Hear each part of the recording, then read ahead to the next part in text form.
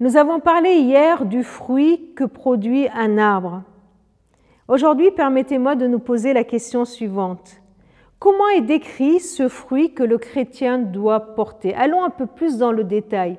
Quelle est la nature? Quel est le reflet? Comment est décrit ce fruit que le chrétien, que celui qui est en Christ porte?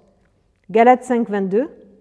Le fruit de l'esprit, c'est l'amour, la joie, la paix, la patience, la bonté, la bienveillance, la foi, la douceur, la maîtrise de soi. Voilà les différentes facettes ou composantes de ce même fruit. Cela veut dire quoi? Cela veut dire que le chrétien, le disciple du Christ, se reconnaît à ce fruit-là. Il ne se reconnaît pas avec un certificat de baptême, ni par une croix qu'il peut mettre à son cou, ni par ses fréquentations d'église ou autre. Mais un chrétien se reconnaît par le fruit qu'il porte. Et voilà la description de ce fruit. Que ce fruit le porte sur lui. Un chrétien est plein d'amour, de joie, de paix, de patience, de bonté, de bienveillance, de foi, de douceur, de maîtrise de soi. Tout comme moi, quoi. Non, non, non, vous avez raison, pas tout comme moi. Peut-être tout comme toi.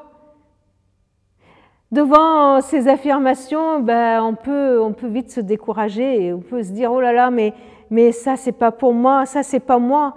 Moi, je suis chrétienne, j'aime le Seigneur, mais je ne porte pas toujours ce fruit-là. Mais j'arriverai jamais, je ne serai jamais une bonne chrétienne, alors je laisse tomber. L'autre danger, c'est d'essayer d'y arriver par nos propres forces, de nous atteler à être bons, plein d'amour, plein de bienveillance, de douceur, de foi, etc. De le faire, de vouloir absolument devenir des chrétiens authentiques. Et puis là, le risque, c'est ou bien on n'y arrive pas, on devient hypocrite. Vous voyez, j'ai le joli sourire du chrétien évangélique. Ou alors de nous enorgueillir. Vous voyez, moi j'ai la paix intérieure. Comment faire pour nous en sortir?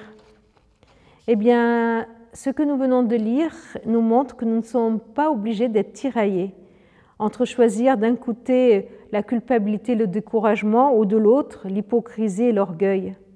Ce texte nous dit que c'est le fruit de l'esprit et non pas le fruit de Gémataboyan ou non pas le fruit de je ne sais qui.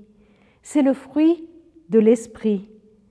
Le fruit, c'est la conséquence de l'œuvre du Saint-Esprit dans ma vie. Je vous donne rendez-vous demain pour aller un peu plus loin dans cette réflexion.